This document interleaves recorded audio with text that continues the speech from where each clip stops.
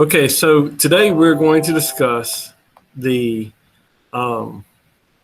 second phase of and final phase of the RWR project. So it's kind of a big deal, but it's going to be a little different than phase one. So let me go and show it to you. All right. So one of the first things you'll notice is that phase one was something about like quiz API or quiz. It was quiz web service, right? And from the very beginning of this one, we're going to change a fundamental word. We're going to change web app. All right, we're going to talk about the app, the entire thing put together.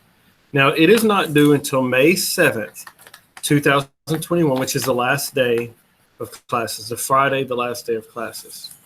So that means you have from now until then, which is over 3 weeks. It's 3 weeks and 4 days. And I'm going to be straight with you. If you read the tutorial, really read it and try to learn it. It should take you about an hour or so to get through that. It is entirely possible to do this entire project in 3 or 4 hours. All right. It is entirely possible, but we'll talk about that later. All right. Now, I didn't change the next paragraph for the overview, but the summary is different. It says that phase 2 for this class is going to focus on a simple web service. Now, you see, that's what we did in the phase 1, is we did a web service. And a web service, that's something that's not it's different than a web app. We're going to build a web app. Now, the big difference here is that when we say web service, we're usually doing something like remote calls into the service. And that's not what we're doing anymore. Now I've added in the second sentence that this project will be a 2-page Angular app that's using a REST API, but what it was. Wait, it says using this.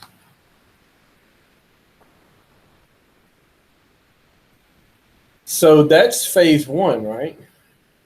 A REST API with Node.js, Express, and MongoDB. All right. This web app using Node. At this point, your app will provide front ends for each web service endpoint. Web service endpoint. That sounds like phase 1. All right. So here's what the funny part is this is not completed. This page is not completed. Let's look at it. Summary of deliverables. It's a web app, once again, not web service. All these subtle little changes from this in phase 1 offers 4 endpoints. Now, one thing that didn't change is this. This description, this description, this description, and this description. Those are all the exact same. But what used to be here was something like this.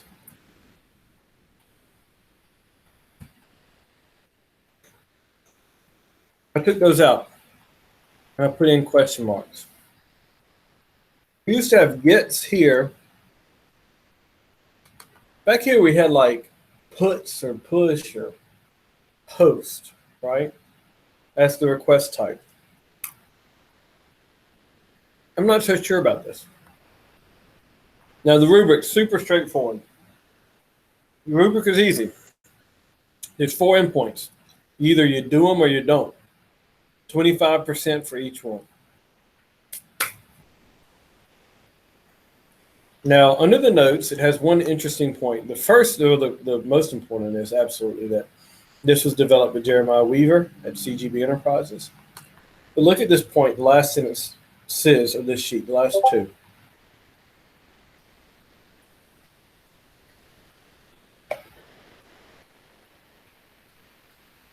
There's not enough information on this sheet. There's not. There's not enough to complete what we need. What do you plan on doing about it? This is not a rhetorical question. This is an actual question. I'm asking you in the chat right now. This is what I want done. I want a front end for the endpoints we did in phase one.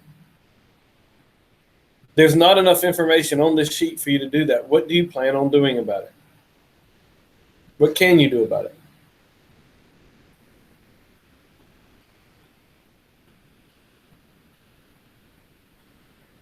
When you're in Sunday school and a teacher asks you a question, what you ought to do is just answer Jesus, and you'll probably be right.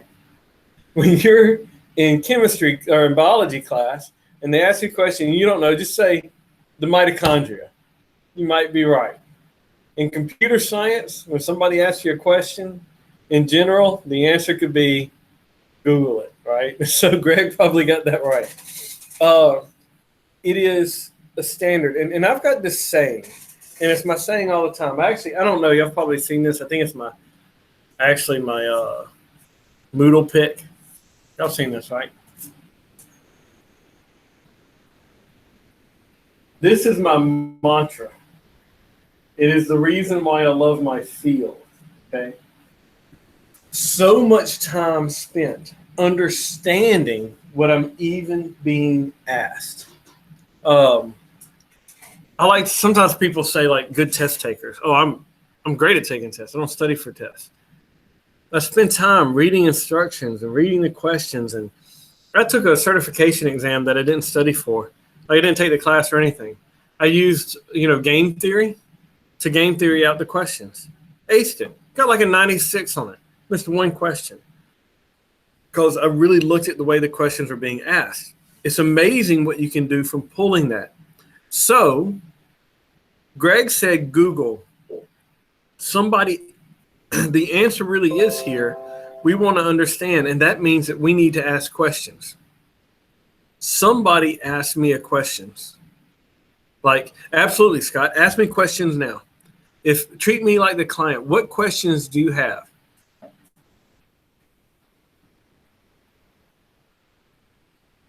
And you can give me a type of question.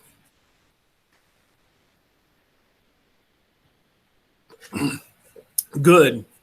So immediately we're starting. That's kind of the stuff that's easiest to communicate with clients. And in 420, it's something that's hard to do. We do things like storyboards and prototypes and all this stuff to try to muscle out what they want. Scott, my answer to that, I don't care. Don't care what it looks like. All I care is that it has a front end. That's a good question. Somebody else asked me some questions.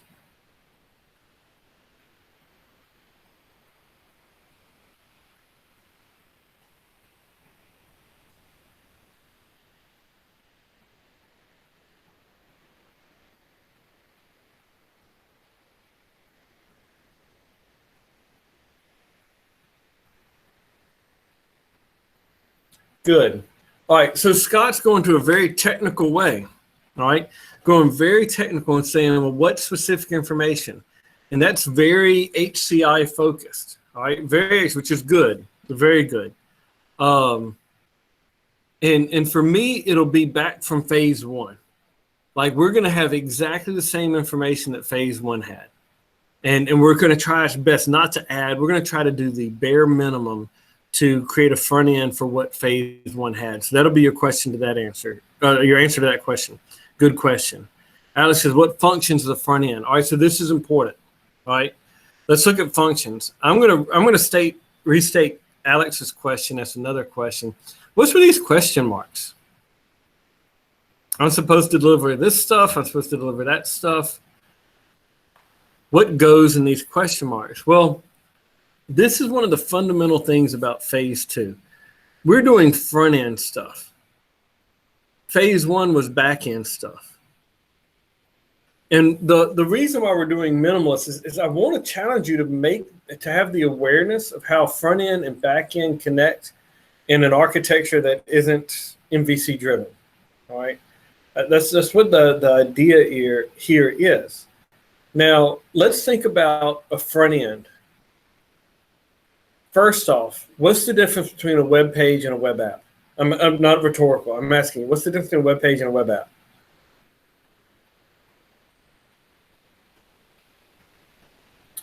Oh, so Scott, a lot of times the front end and so the views and the model and the controllers handle the interactions in a way that we don't have to think about it as much.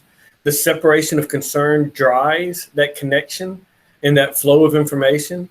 And I want to break away from that and make you see the endpoint separately outside of the MVC design pattern so that the concerns are not separated by the design pattern.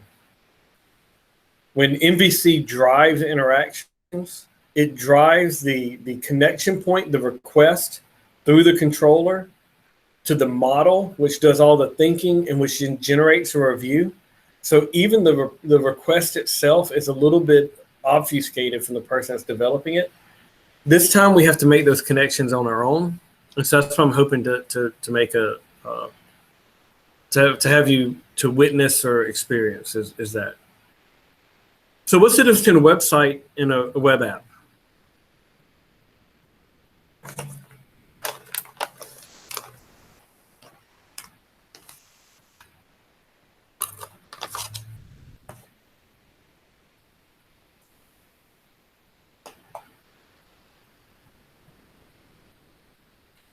Anybody?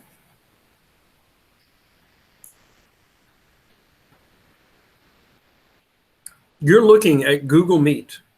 Is Google Meet a website?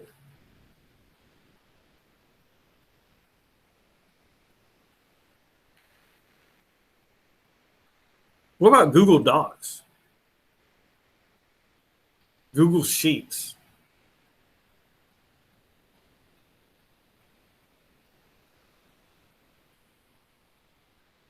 And I like what Scott is saying. He's saying it's one static and one dynamic. That's a very good question. Yeah, all right. So, and same thing for Lorenzo and Gregory. Awesome. Yeah. And Alex, everybody's getting it. Awesome, awesome, awesome. It's like that there has to be some functionality beyond the front end. There has to be what some people said, oh, web apps have a back end. It's not that that's the best definition, but it's a dang good one. All right. So there is at some point where web pages or websites become web apps. Now, we're essentially building the web page for a web app, right? We're building front ends for it. That's what we're doing with this. So absolutely. See, Greg, that's what I would say. Beyond just navigating, you interact, all right? Scott's got a little caveat there. Yeah, be careful. Be careful. But your answer was spot on. I like the idea of static, dynamic, back end, front end. All right. There are some questions here. So let's think about the request. Before, when we were working in phase one, we had a GET request. We opened up Postman. We put in a request body. We hit send, and it sent us back a JSON object. Now, if I was building an endpoint to get a summary of all quizzes, but it was an Angular web app, I'm not going to get a JSON object in response. I'm going to get a web page. I'm going to get a page. I'm going to get a view, right? I'm going to get a front end to this. Is there any relationship to this and the endpoint from phase one?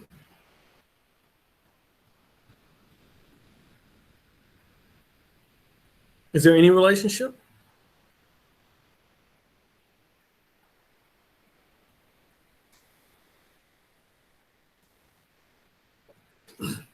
Right.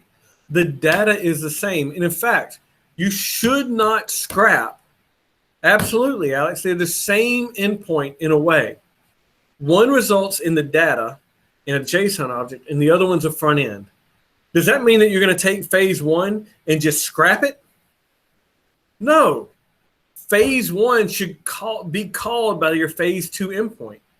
When you open up phase two, the endpoint that gets a summary of all quizzes, you should actually connect to the endpoint that gets the JSON object from MongoDB.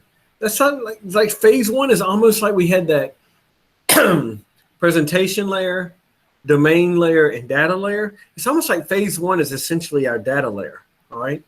That's what it's acting like. So yeah, phase one, or that endpoint one on this one, it's going to be a front end And it's going to call endpoint 1 from phase 1, and it's going to get all the data and display it with Angular. I hate that damn word. Somebody asked, can you use React? Absolutely, because I can actually say that word. Yeah, it's your endpoint is going to go forward for this one. It's going to call phase 1's endpoint and get that data.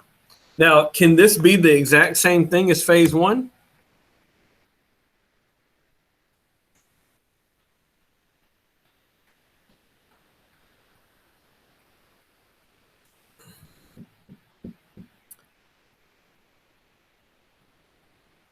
All right, so Scott said yes, and that is a right answer. Greg says no, and that is a right answer. Good job.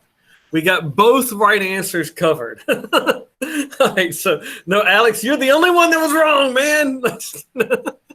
No, yeah, it's absolutely that. Yeah, it could go either way. Maybe so, maybe not. This is one of the design decisions, which is exactly why I left this as question marks. Absolutely. So I was picking on you, Alex, but you're actually right. It's a maybe. Yeah. It's how you choose to separate this out, which is exactly why I left question marks here. Now let's look at the other question mark here. For a request that we're going to make, before we sent out a GET request, we had a request body and we got back a JSON object. Or we put a POST request and we had a request body and we got back a JSON object. In this case, we're sending a request with the JSON object probably, but we're getting back a web page. What type of request are we probably going to get back? Or what type of request are we really going to be making for phase 2?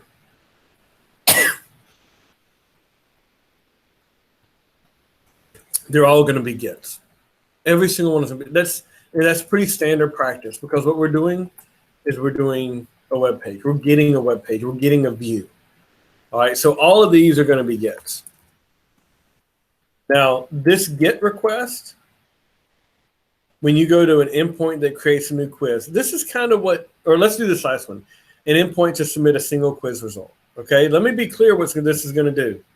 When you open this endpoint, and let's say that it looks like this, app/quiz/ID, right? That's my endpoint.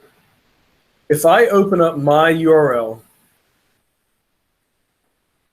and I get that web page, there should be a form with the questions and the blanks, and hit submit. Done. A front end that allowed me to submit a single quiz request. Does that make sense? But what I've got is a web page. Now, when I hit submit, it should create a post request to my phase 1 endpoint for submitting a single quiz result. Any questions about what I just said?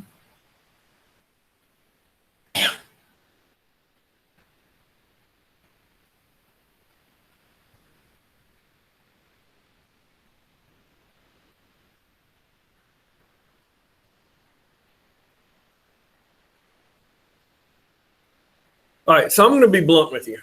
All right. There are going to be some people on here that do something really stupid, and that is to take it way, way, way too far. And I love those people, because those people are me. All right. If I were given this phase, what I would do is I would go home, and I'd probably do it tonight. I would stay up all night working on this project to build out all these endpoints. And what I would make is a website that has all of these endpoints, and each one links to each other, and it's a fully navigating quiz website. At any point, do I say in this requirement that there should be session management and user registration?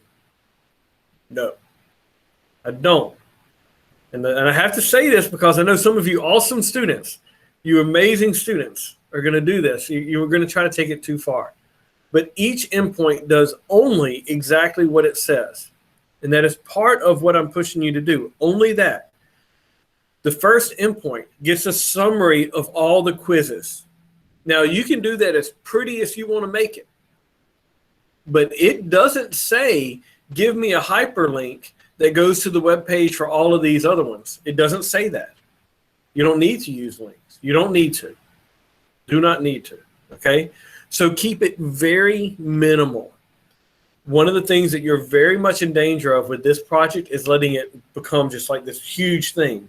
Well, I need to reference this with this. I need to do this from here. I need to, and then it's before long, it starts to get really big. Don't do that.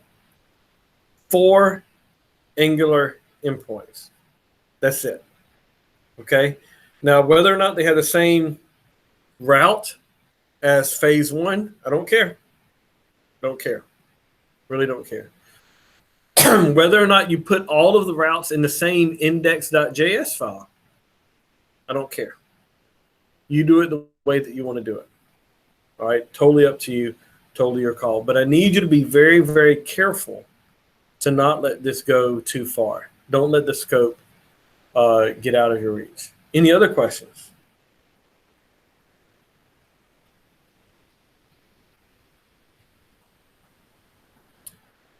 That's up to you, Scott. I mean, that would make your life easier. It's just not something. It's not something I'm going to require.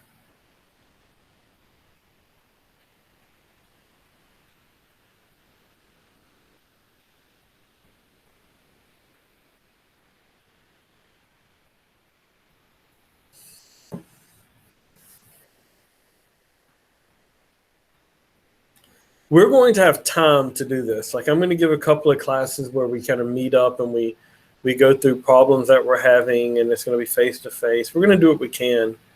No, Scott, I don't think it overcomplicates the process. I think it actually simplifies it.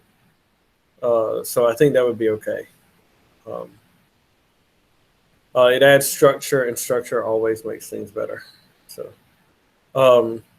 So we're going to have time with this. It's going to end. There's going to be a lot of points where I can ask questions. I just don't want to get you to the last point. All right. Something else about this. Phase 2 is due May 7th. However, our last day of class is May 6th. So May 6th. If you complete this phase before May 6th, you may be invited to the last day of class. Otherwise, the last day of class is canceled.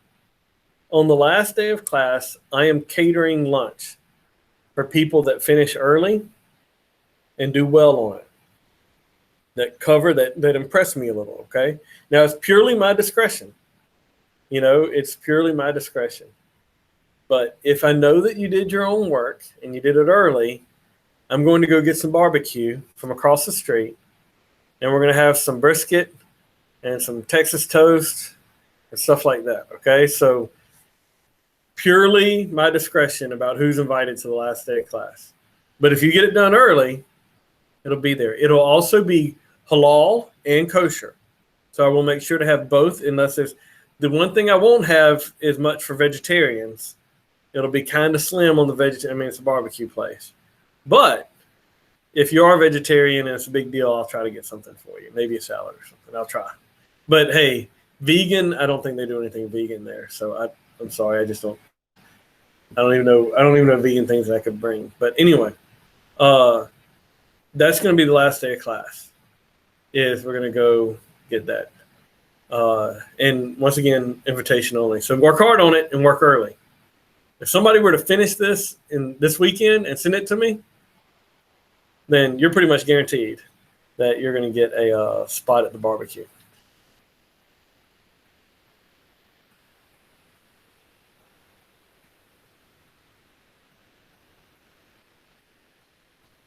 Any other questions about phase 2?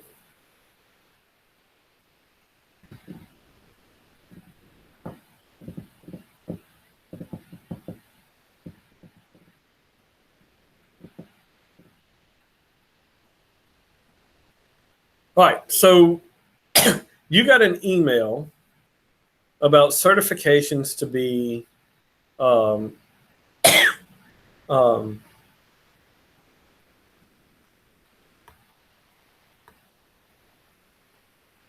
certifications to be counted towards a final exam.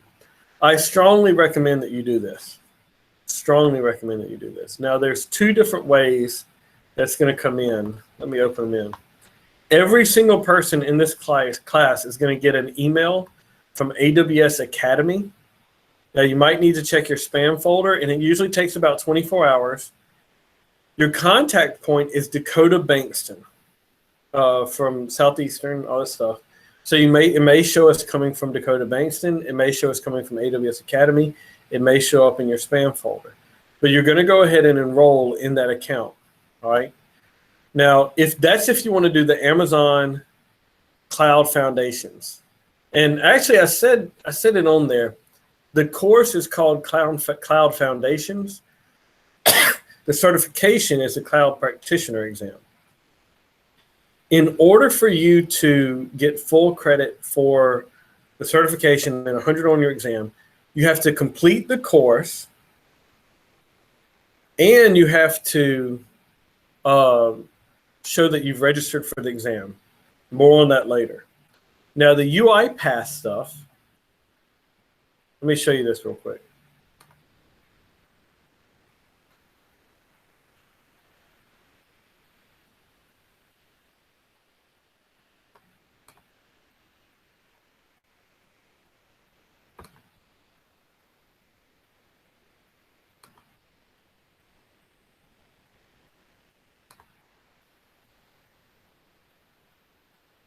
I'm going to show you exactly what I mean.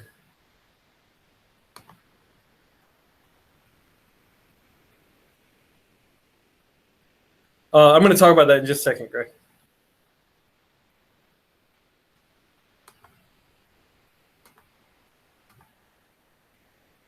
For UiPath, if you follow that link, it brings you to this class.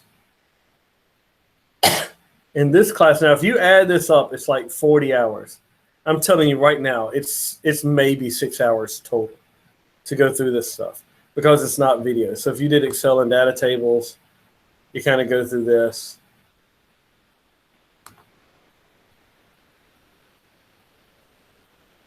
It's not a video that takes 6 hours, okay?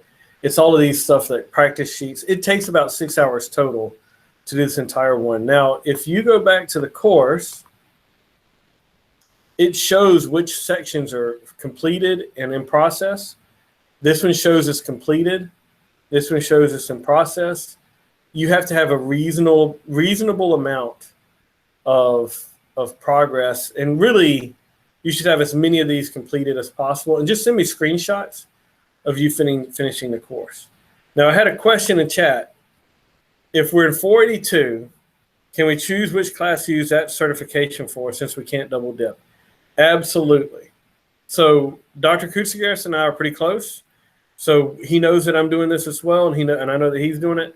So we're going to make sure that nobody's wanting the same test to cover both. But UiPath, I'm telling you, UiPath you can get done in a solid 5 or 6 hours. It's the shorter of the two. So if you've already finished your Cloud Foundations course, definitely do UiPath, and that way you can do that course for your exemption. Here's the process. You're going to take the course. You're going to email wti@southeastern.edu. Tell them you would like to register for the certification. They'll send you back within a few hours a voucher for the exam that's going to reduce the amount of upfront costs.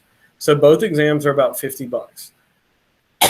Now, if $50 is very serious, I'm not being condescending at all. If $50 is a problem, you call me and let me know, because it's not okay to have, like, I can't spare $50 being the reason you have to take the exam when other people can't. Let me know. We'll see what we can do to get you maybe like to front the money, okay? It needs to be special case or whatever. Now, if you cancel the registration and get a refund, whatever. You know, I'm not gonna follow. You do not have to pass the test. You just have to show that you're going to take the test to get the exemption. But you have to get the email from WTI with the voucher before you take it. Otherwise, they won't reimburse you the full amount of registration. I strongly recommend UiPath. Just last night, Oh man, Gray, you're gonna kill me. Um, uh, just last night, Lockheed Martin contacted us, and we're setting up a summer series about RPA. It's just so cool. It's the email was sent out last night. This is the one. It wasn't sent until 10:30 last night, Scott, but it has the link for the UI path, and that should bring up this exact page once you register. You can just use your Google account for school, and it should bring this page up. And it doesn't have to be 100%; it just has to be reasonably far there. For AWS Academy, it's going to send that link to you, and then you can finish your registration there. But that's not one I can directly link to.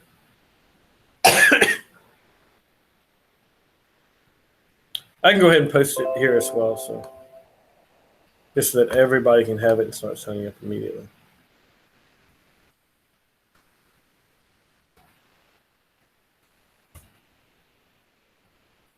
Any other questions on that? About value, Greg. No, probably AWS is more valuable right now. But I think between the two of them, oh, it's really, really good. Like, there's just a lot there. There's a whole lot there. I'm not going to try to pick one and see which one's the best or anything like that. I'm afraid I won't do a good job advising you to the correct place. Yeah, it's a really hard question. Really hard question. All right, so I'm going to stop recording now. But I'm not going to be done with class. I want to tell y'all about a couple of things. Okay, so